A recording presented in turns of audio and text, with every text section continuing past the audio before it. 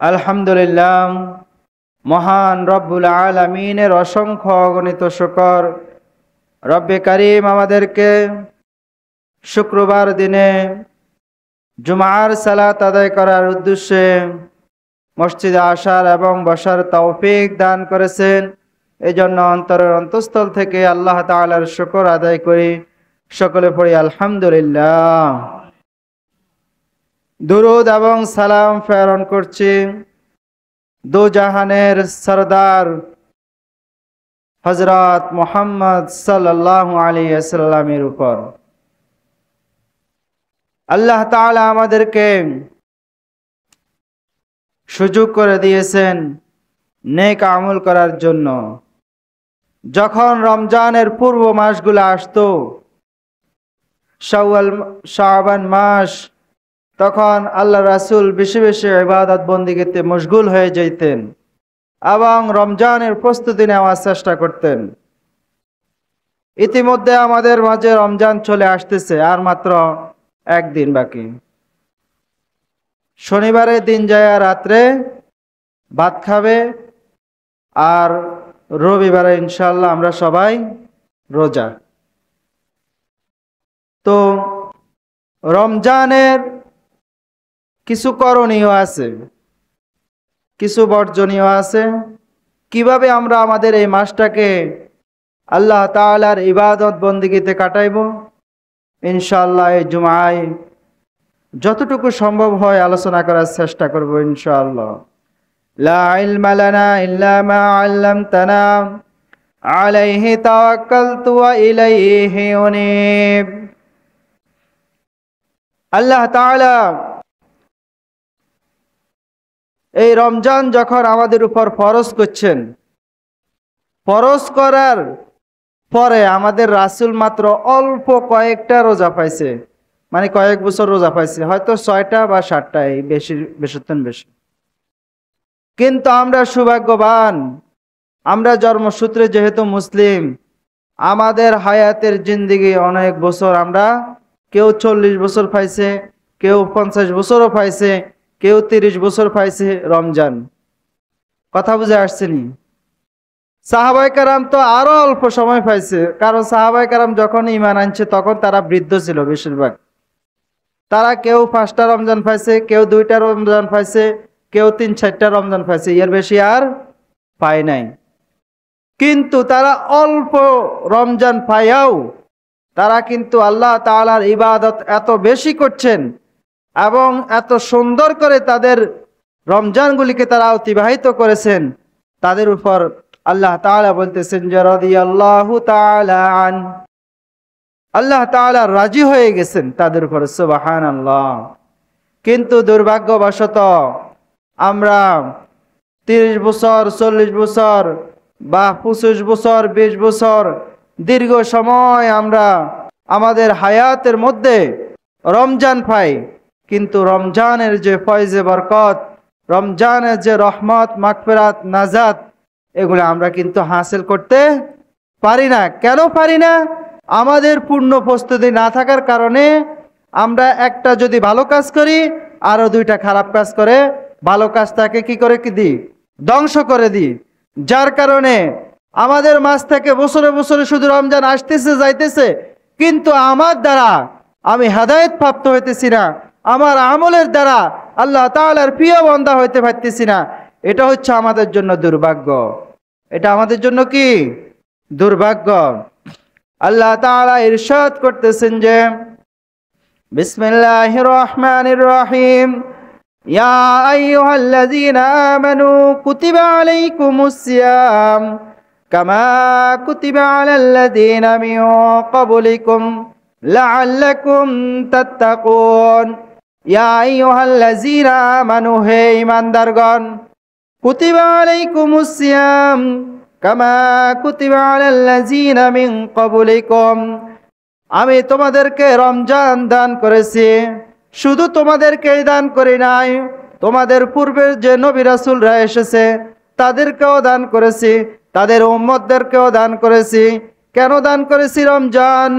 মিন ক্বাবলিকুম লাআল্লাকুম তাত্তাকুন, যেন তোমরা মুত্তাকি হইতে পারো, যেন তোমরা পরহেজগার হইতে পারো, যেন তোমরা আল্লাহ তাআলার কাছে নিকটবর্তী হইতে পারো, যেন তোমরা তোমাদের আত্মাকে পরিশুদ্ধ করতে পারো। এই কারণে রমজান প্রতি বছর তোমাদেরকে দিয়ে থাকি। তোমাদের পূর্বে যারা নবী রাসূল আসছে, যারা তাদের উম্মত আসছে, তাদেরকেও আমি রোজা দিছি। শুধু যে তোমাদেরকে দিছি ব্যাপারটা এটা নয়, সবাইকে আল্লাহ তাআলা রোজা দান করেছেন। আর এই রমজান পাইয়া রাসূল আকরাম সাল্লাল্লাহু আলাইহি সাল্লাম ইরশাদ করতেছেন যে একবার জিবরাইল আমিন আসছেন রাসূল সাল্লাল্লাহু আলাইহি সাল্লামের কাছে। রাসূল সাল্লাল্লাহু আলাইহি সাল্লাম মিম্বারে উঠতেছিলেন ওই সময়। আসার পরে প্রথম মিম্বারে পা রাখলেন এবং বললেন যে আমিন। দ্বিতীয় সিঁড়িতে যখন পা রাখলেন তখনও দেখলেন তার রাসূল সাল্লাল্লাহু আলাইহি সাল্লাম বলছেন যে আমিন। তৃতীয় মিম্বারে ওঠার পরে তিনি বলছেন আমিন। সাহাবায়ে কেরাম দেখে অবাক হয়ে গেছে এবং পরক্ষণে জিজ্ঞেস করছে, ইয়া রাসূলুল্লাহ, ইয়া হাবিবাল্লাহ, আপনাকে তো এরকম পূর্বে আর কখনো দেখি নাই। আপনি মিম্বারে উঠবেন, উঠার সময় আমিন আমিন 3 বার বলছেন, কেন বলছেন? তখন রাসূল সাল্লাল্লাহু আলাইহি সাল্লাম ইরশাদ করেছেন, এই মাত্র আমার কাছে জিবরাইল আলাইহিস সালাম এসেছেন। জিবরাইল আলাইহিস সালাম বলেছেন যে ধ্বংস হোক ওই ব্যক্তি যে তার পিতামাতাকে বৃদ্ধ অবস্থায় পেল, অথচ তারা তাদের ওই সন্তানগুলি তার পিতামাতার খেদমত করে জান্নাত লাভ করতে পারে নাই। ধ্বংস হয়ে যাক ওই সন্তান। তখন আমি বলছি যে আমিন। এমনিতে তো যারা মা বাবার প্রতি মনে করেন না দুর্ব্যবহার করে, মা বাবার যত্ন নেয় না, মা বাবার খোঁজ খবর রাখে না, খেদমত করে না, এমনিতেই তো তাদের জন্য বদদোয়া আছে। আরো রাসূল সাল্লাল্লাহু আলাইহি সাল্লাম আরো আমিন বলে জিনিসটাকে আরো কি করে দিছে, গাঢ় করে দিছে। যারা দুনিয়াতে মা অথবা বাবাকে বৃদ্ধ অবস্থায় পাইলো, তাদেরকে রাজি খুশি করাইয়া জান্নাত হাসিল করতে পারে নাই, তাদেরকে বলা হয়েছে ধ্বংস হয়ে যাক তারা, ধ্বংস হয়ে যাক তারা।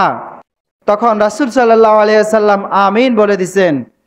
পরে দ্বিতীয় সিঁড়িতে যখন উঠলেন তখন জিবরাইল আলাইহিস সালাম বললেন যে আপনার উম্মত মুমিন মুসলমান ভাইয়ের সামনে বোনের সামনে যখন আপনার নাম টেনে নেওয়া হবে, তখন যে ব্যক্তি সাল্লাল্লাহু আলাইহি সাল্লাম বলবে না, দুরূদ পাঠ করবে না, ওই ব্যক্তিও কি হয়ে যাক, ধ্বংস হয়ে যাক। তখন রাসূল সাল্লাল্লাহু আলাইহি সাল্লাম বলছেন যে আমিন। দেখেন, আমরা যে নবীকে পাইয়া নিজেদেরকে ধন্য হিসাবে, শ্রেষ্ঠ নবীর শ্রেষ্ঠ উম্মত হিসাবে আল্লাহ তাআলার কাছে জাহির করতেছি। অনেক নবী রাসূলরা আল্লাহর কাছে দোয়া করছেন, আল্লাহ শেষ নবী মুহাম্মদ সাল্লাল্লাহু আলাইহি সাল্লামের উম্মত হিসাবে আমাকে কবুল করেন, এরকম দোয়া করছেন। কিন্তু অনেক নবী রাসূল দোয়া করেও উম্মত হইতে পারে নাই। আমরা না চাইতেই এত শ্রেষ্ঠ নবীর শ্রেষ্ঠ উম্মত হইতে পারছি। অথচ রাসূল আকরাম সাল্লাল্লাহু আলাইহি সাল্লাম একদিন হযরত ওমর রাদিয়াল্লাহু তাআলা আনহুকে বলতেছেন যে তুমি সবচাইতে বেশি কাকে ভালোবাসো? তখন ওমর রাদিয়াল্লাহু তাআলা আনহু অবাক হয়ে গেলেন, কি ব্যাপার, রাসূল আজকে আমাকে এটা জিজ্ঞেস করলো? তখন তিনি একটু দ্বিধাদ্বন্দ্বের মধ্যে ভুগতেছেন যে কি বললে আল্লাহ রাসূল আবার নারাজ হয়ে যায়, কি বললে খুশি হয়ে যায়। তখন তিনি বলছেন যে আমি আমার মা বাবাকে বেশি ভালোবাসি। তখন রাসূল সাল্লাল্লাহু আলাইহি সাল্লাম মুখটা মলিন করে বললেন যে হে ওমর, তোমার এখনো ঈমান পরিপূর্ণ হয় নাই। পরে কিছু সময়ের পরে বা কিছুদিন পরে হঠাৎ করে রাসূল সাল্লাল্লাহু আলাইহি সাল্লামের কাছে ওমর রাদিয়াল্লাহু তাআলা আনহু আসলেন। আসার পরে ওমর রাদিয়াল্লাহু তাআলা আনহু রাসূল সাল্লাল্লাহু আলাইহি সাল্লামকে উদ্দেশ্য করে বলতেছেন, ইয়া রাসূলুল্লাহ, ইয়া হাবিবাল্লাহ, আমি আমার পিতামাতার চাইতে আপনাকে বেশি ভালোবাসি, আমি আমার জীবনের চাইতে আপনাকে বেশি ভালোবাসি, আমি আমার ধন সম্পদ সব কিছুর চাইতে আপনাকে বেশি ভালোবাসি। তখন রাসূল সাল্লাল্লাহু আলাইহি সাল্লাম মুস্কি একটি হাসি দিয়ে বলছেন যে এখন তোমার ঈমানটা পরিপূর্ণ হয়েছে। সুবহানাল্লাহ। যার ভিতরে রাসূলের মহব্বত নাই, যার ভিতরে রাসূলের প্রেম নাই, রাসূলের ভালোবাসা নাই, ওই ব্যক্তির জবানে কি আসবে না? দুরুদ আসবে না। ওই ব্যক্তির সামনে যদি রাসূলের নাম নেওয়া হয় সাল্লাল্লাহু আলাইহি সাল্লাম বলবে না।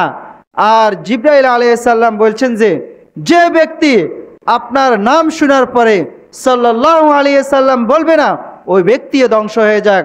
রাসূল আকরাম সাল্লাল্লাহু আলাইহি সাল্লাম বললেন যে আমিন। এমনিতে তো এটা একটা বদদোয়া, আরো আমিন বলে জিনিসটাকে আরো কি করে দিয়েছেন? মজবুত করে দিয়েছেন। তারপর 3 নম্বর শেরের মধ্যে যখন রাসূল সাল্লাল্লাহু আলাইহি সাল্লাম উঠলেন, উঠার পর আবার বললেন যে আমিন।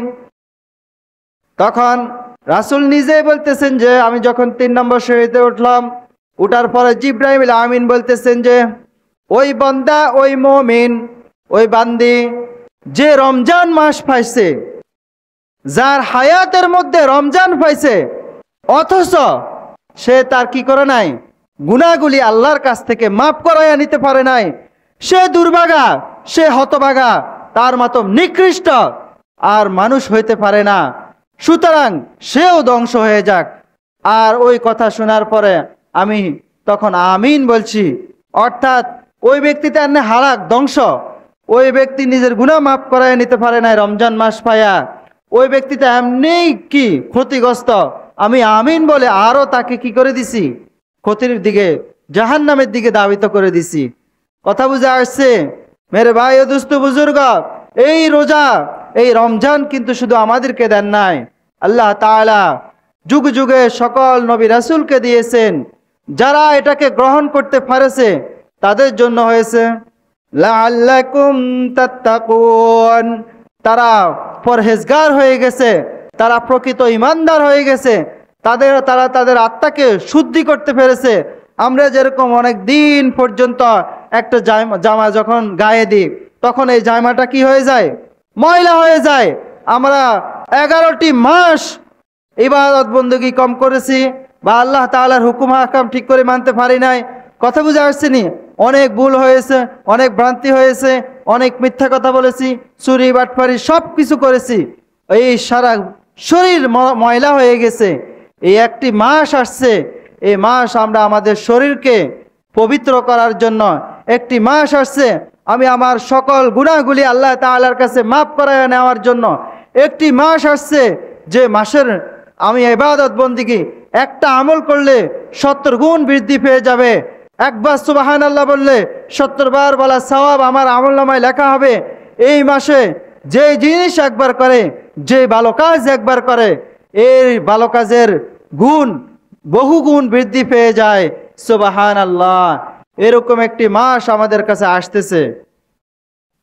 এই মাস সম্পর্কে আল্লাহ তাআলা কোরআনে আবার ইরশাদ করতেছেন যে বিসমিল্লাহির রহমানির রহিম ফামান শাহিদা মিনকুমুশ শাহরা ফালিয়াসুম।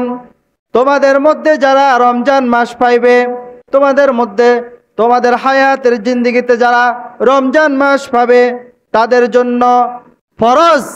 তাদের জন্য ফরজ বিধান হচ্ছে রোজা আদায় করা। ইসলামের মধ্যে 5টি স্তম্ভ, 5টি খুঁটি। যেমন আমরা এই বিল্ডিং দাঁড়ায় রয়েছে অনেক পিলারের উপরে, ইসলামও কিন্তু 5টা পিলারের উপরে দাঁড়ায় রয়েছে। তার মধ্যে হচ্ছে কালিমা, নামাজ, রোজা, হজ, যাকাত। রোজা হচ্ছে 5টি স্তম্ভের মধ্যে অন্যতম একটি স্তম্ভ। কথা বুঝা আসছে? এই রোজা যদি আমি পালন না করি, এই রোজা যদি আমি ইচ্ছাকৃতভাবে যদি একটা রোজা ভাঙি, তাহলে ওই রোজার মানে মাসুল তো নাই। তার কাফফারা হচ্ছে এটা যে আপনি একজন ব্যক্তি, আপনি একটা রোজা ভেঙেছেন, সুতরাং আপনি 60 জন মিসকিনকে পেট ভরে 3 বেলা খাওয়াতে হবে। আর যদি আপনি সেটা না পারেন, তাহলে আপনি 60টি রোজা টানা রাখতে হবে। আর যদি সেটা সম্ভব না হয়, তাহলে আপনি আপনার মনে করেন না হায়াতের জিন্দেগির মধ্যে যে সময়গুলা পান, এগুলা রোজাতে কাটাবেন, তবুও একটা রোজার ক্ষতিপূরণ হবে না। এত মারাত্মকভাবে আল্লাহ রাসূল কি করে দিছেন, বিধিবিধানগুলো তৈরি করে দিছেন। আমরা অনেকে গ্যাস্ট্রিক, বিভিন্ন সুতাদি, বিভিন্ন রকম অজুহাত দেখায় রোজাগুলিকে ভেঙ্গি। মেরে ভাই ও দোস্ত বুজুর্গ, একটা রোজা আমার যে নিঃশ্বাস থাকা পর্যন্ত আমি ভাঙবো না, এরকম একটা এরাদা, এরকম একটা নিয়ত ইনশাল্লাহ আমরা করে আজকে জুমায় বের হব। আল্লাহ তাআলা রাসূল ইরশাদ করতেছেন যে শাহরু রমাদান ইল্লান তাতআ শাইআ, তুমি তোমার হায়াতের জিন্দেগির মধ্যে রোজা পাইছ, এখন তুমি তো রোজা অবশ্যই পালন করবে, পাশাপাশি কি কি করবে সেটা হচ্ছে বেশি বেশি নফল ইবাদত বেশি করবে। কেন নফল ইবাদত করবো আমরা? কি রে ভাই, আমরা তো রোজা পালন করলেই সাধ্য, শুধু নামাজ পড়লে তো সাধ্য। কেন রাসূল সাল্লাল্লাহু আলাইহি সাল্লাম এই নফল ইবাদতের কথা বলতেছেন? যে অন্য একটি রিওয়ায়াতে আল্লাহ রাসূল বলতেছেন যে অন্য মাসের ফরজের মতো বা অন্য মাসের ফরজের তুলনায় এই মাসে নফল ইবাদতের সমান। সুবহানাল্লাহ। আপনার আরো একটি রিওয়ায়াতে বলা হয়েছে যে আমরা 11টি মাস অনেক সময় অসুস্থতার কারণে কি করি নাই, আমরা আমাদের মনে করেন না ফরজগুলি আদায় করতে পারি নাই, তারপর নামাজে গাফলতি রয়েছে, সারা মাস এরকম মনে করে না আমরা কোরআন তেলাওয়াত করতে পারি নাই, জিকির আজকার করতে পারি না ব্যস্ততার কারণে।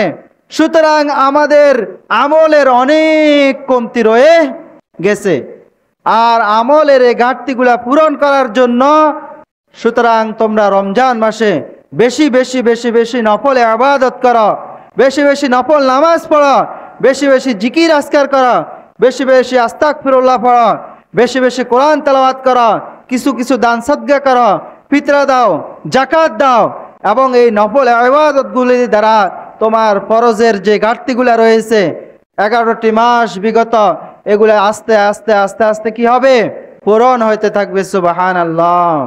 এই কারণে রাসূল সাল্লাল্লাহু আলাইহি ওয়াসাল্লাম বলতেছেন যে রোজা ফরজ করা হয়েছে, সুতরাং রোজা রাখো, আর পাশাপাশি বেশি বেশি নফল ইবাদতে মশগুল হয়ে যাও। ইনশাআল্লাহ এই রমজানে আমি নিয়মতান্ত্রিক রুটিন মাফিক কিছু কিছু অতিরিক্ত আমল করার চেষ্টা করব। আল্লাহ তাআলা আমাদের সবাইকে বেশি বেশি আমল করার তৌফিক দান করুক, সকলে বলি আমিন। রমজানের মধ্যে কি কিছু প্রয়োজনীয় রুটিন আছে, কাজ আছে, আমল আছে, এগুলা ধারাবাহিকভাবে আমি বলবো ইনশাআল্লাহ, দিলের কান দিয়ে শুনবো এবং আমল করার চেষ্টা করব। 1 নম্বর যে আমলটা করার চেষ্টা করব সেটা হচ্ছে পুরা রমজান জুড়ে, এই রমজান মাসটাই হচ্ছে কোরআনের মাস, এই পুরা রমজান জুড়ে আমি কোরআনের সাথে একটা সম্পর্ক করে ফেলবো। প্রতিদিন সকালে হরে হোক, দুপুরে হোক, সন্ধ্যায় হোক, যে সময় হোক, তারাবিতে হোক, আমি কিছু কিছু কোরআন তেলাওয়াত করব, কোরআন শুনবো, সূরা পাঠ করব। যে ব্যক্তি 3 বার সূরা ইখলাস পাঠ করে ওই ব্যক্তির আমল নামায় 1 খতম কোরআনের সওয়াব দেওয়া হয়। সুবহানাল্লাহ। যে ব্যক্তি সূরা নসর ইযা জা নাসরুল্লাহি ওয়াল ফাত 7 বার পড়লো ওই ব্যক্তির আমল নামার মধ্যে কি 1 খতম কোরআন তেলাওয়াতের সওয়াব দেওয়া হবে। সুবহানাল্লাহ। যে ব্যক্তি সূরা ইয়াসিন একবার পড়বে আল্লাহ তাআলা ওই ইয়াসিন সূরার বরকতে তার সকল অভাবগুলি দূর করে দিবে, এবং সে মনে করে না সূরা ইয়াসিন পুরো শেষ করার কারণে 1 খতম কোরআনের সওয়াব তার আমল নামায় দেওয়া হবে। সুবহানাল্লাহ। তারপর জোহরের নামাজের পরে সূরা রহমান পড়ার চেষ্টা করব, এবং আসরের নামাজের পরে সূরা নাবা পড়ার চেষ্টা করব, এবং সকালবেলা সূরা ইয়াসিন পড়ার চেষ্টা করব। তারপর হচ্ছে এরকম আমরা যে এশার সালাত পড়ি, এশার সালাতের পরে সূরা মুলুক পড়ার চেষ্টা করব। প্রত্যেকটা সূরার প্রত্যেকটা আমল আল্লাহ তাআলার কাছে অতি মাহবুব। আমি যদি একটু একটু করে আমল করে তাহলে আমাদের আমলের ঘাটতি, আমাদের আমলের বস্তা অনেক বড় হয়ে যাবে, যেটা আমরা কল্পনাও করতে পারবো না। এই কারণে রাসূল আকরাম সাল্লাল্লাহু আলাইহি ওয়াসাল্লাম বলছেন যে আফজালুজ যিকরি তিলাওয়াতুল কোরআন, সর্বোত্তম জিকির হচ্ছে কোরআন তেলাওয়াত। সুতরাং যার অন্তরের মধ্যে কোরআনের একটি হরফ আছে, একটি আয়াত আছে, একটি সূরা আছে, ওই ব্যক্তির দিলটা হচ্ছে জিন্দা। ওই ব্যক্তির দিলের মধ্যে আল্লাহ তাআলার নূর দ্বারা আল্লাহ তাআলা কি করে দিবেন? সাজায়া দিবেন। ওই ব্যক্তির দিলের মধ্যে আল্লাহ তাআলার ভয় ভীতি, ইত্তাকুল্লাহ, ভয় ঢুকবে। আর যার দিলের মধ্যে ভাই কোরআনের একটি আয়াতও নাই, একটি হরফও নাই, তার দিলের মধ্যে এরকম পাথর বানাইয়া দিবে, কঠোর বানাইয়া দিবে, তার দিলের মধ্যে নেফাকি ঢুকাইয়া দিবে। মেরে ভাই দোস্ত বুজুর্গ, এই কারণে রমজান আসছে, বেশি বেশি কোরআন তেলাওয়াত করার চেষ্টা করব। জিবরাইল আলাইহিস সালাম রাসূল সাল্লাল্লাহু আলাইহি সাল্লামের কাছে এই রমজান মাসে আসতেন এবং একে অপরকে কি করতেন? কোরআন তেলাওয়াত করে শোনাইতেন। মেরে ভাই দোস্ত বুজুর্গ, শরমের কোনো কিছু নাই।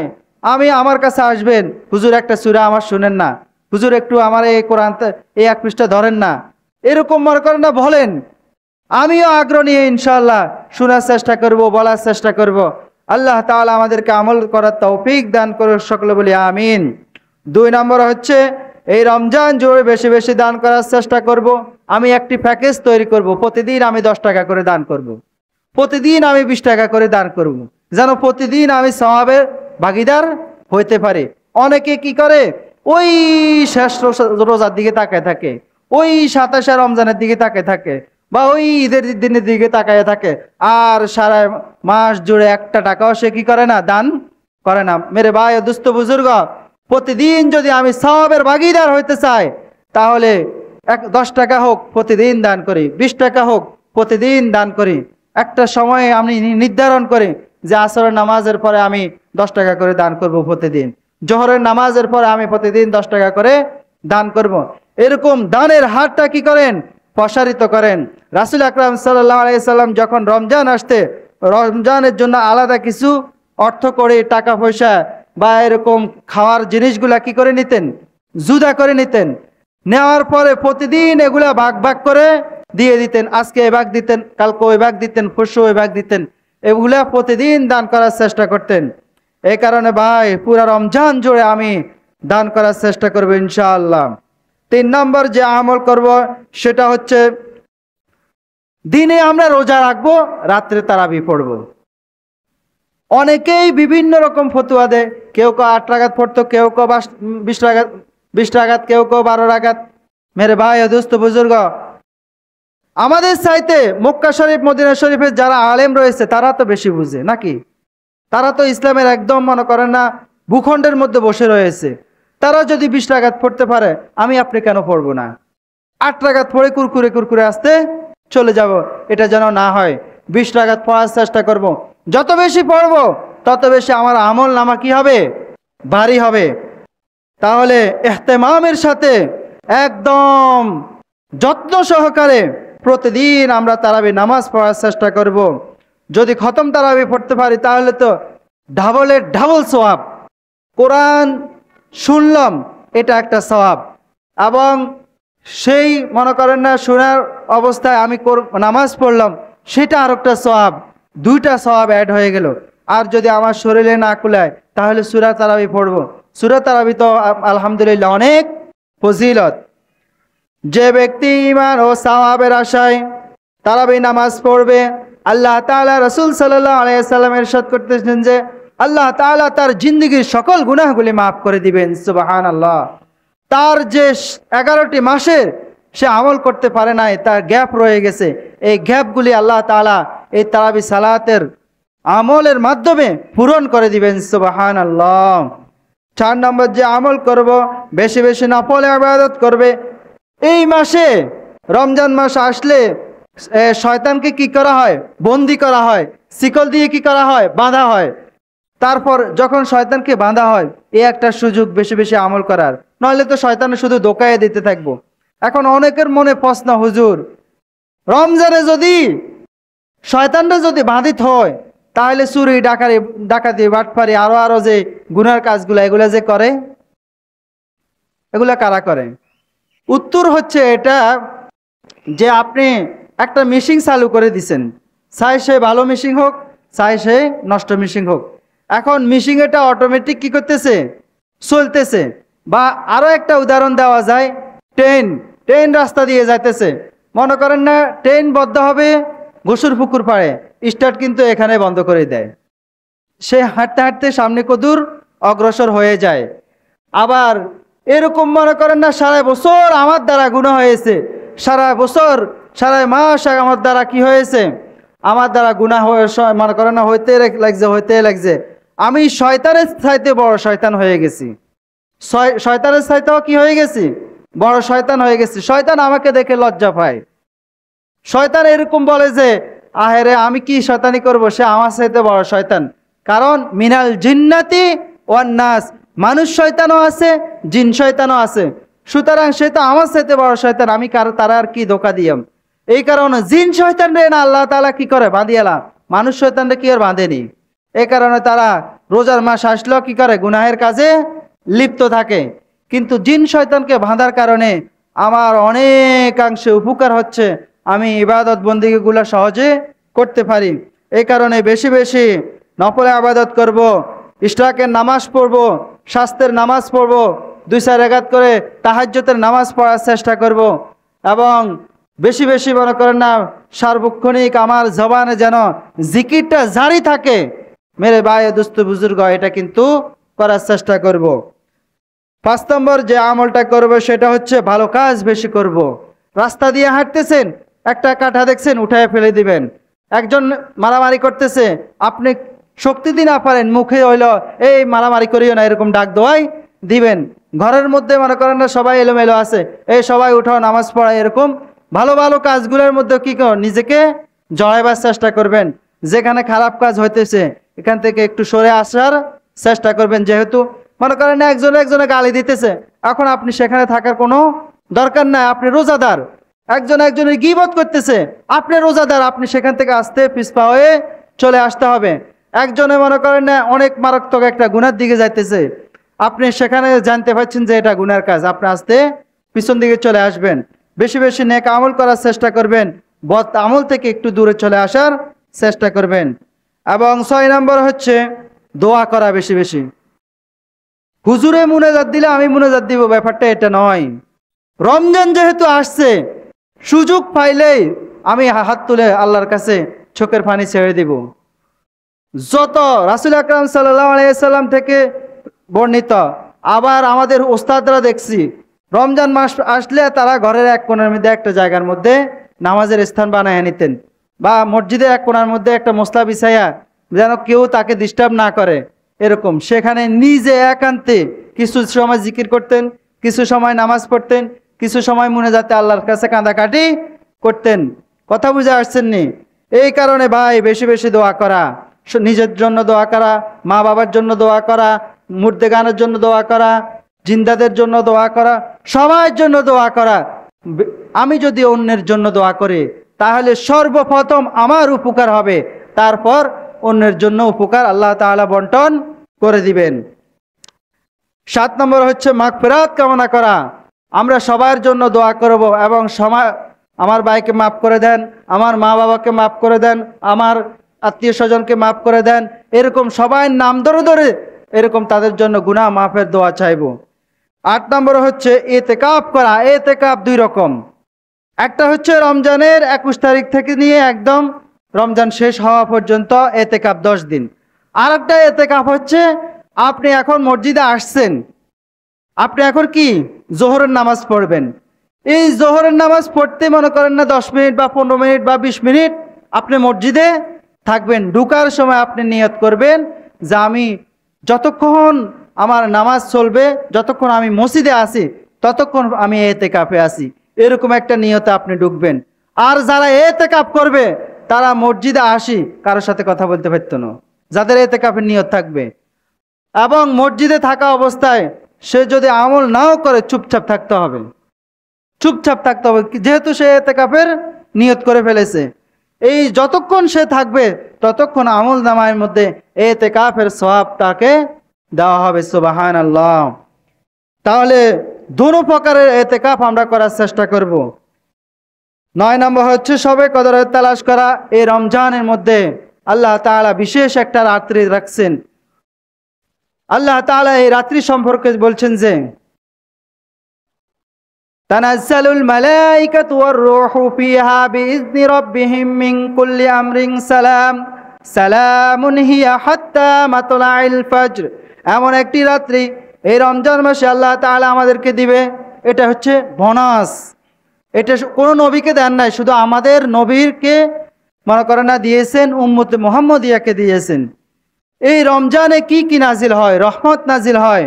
এই রমজান এই রাত্রিতে যদি আপনি ইবাদত বন্দেগীতে কাটাইতে পারেন, হাজার মাস লাখো মাস আপনি ইবাদত বন্দেগীতে কাটাইলে যেরকম সওয়াব পাইতেন, এরকম একটি রাত্রিতে আপনি আমলের মাধ্যমে ওই সওয়াবের ভাগীদার হয়ে যেতে পারবেন। সুবহানাল্লাহ। এই কারণে আমার কলবে থাকবে ইনশাআল্লাহ আমি সবকদর তালাশ করে নিব ইনশাআল্লাহ। এরকম শুরু থেকে আমার নিয়ত থাকতে হবে। কথা বুঝে আসছেনি?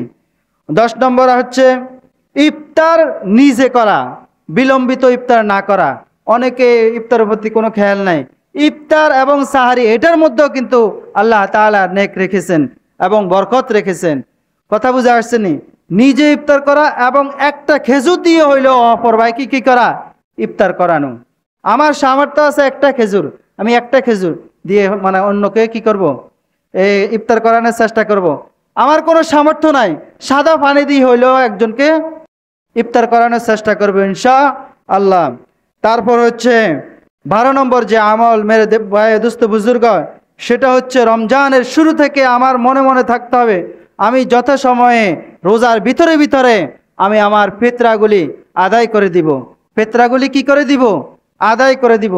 সর্বনিম্ন ফিতরা হচ্ছে মনে করেন না 2 কেজি খেজুর বা 1.5 কেজি খেজুর, আর সর্বোচ্চ হচ্ছে আপনি 3000 4000 টাকা এখনকার সময়ে, আর সর্বনিম্ন হচ্ছে সর্বত এখন 100 টাকা বা 120 টাকা এরকম হবে। কথা বুঝে আসছেনি? তো এই হিসাব করে আমি আমার পরিবারের সকলের ফিতরাগুলিকে এক জায়গায় জমা করে যাকে যাকে দিলে ফিতরা আদায় হবে এই মানুষগুলিকে সে তার ঘরে গিয়ে কি করে দেওয়া? ফিতরাগুলি আদায় করে দেওয়া, যেন আপনার দুয়ারে না আসতে হয়। 13 নম্বর হচ্ছে আমার উপর যদি জাকাত ফরজ হয়ে থাকে, সকল হিসাবগুলি একসাথ করে আমি জাকাতগুলি যথাযথভাবে আদায় করা। যদি জাকাত না আদায় করেন, সর্বনিম্ন যে শাস্তি সেটা হচ্ছে আপনার ওই ধন সম্পদকে একটি সাপে রূপান্তর করা হবে। কিসে রূপান্তর করা হবে? সাপে। এবং ওই সাপ আপনাকে এরকম জাহান্নামে হোক, হাসরের ময়দানে হোক, যেখানে পায় সেখানে আপনাকে শুধু কি করতে থাকবে? ঠোঁরাইতে থাকবে।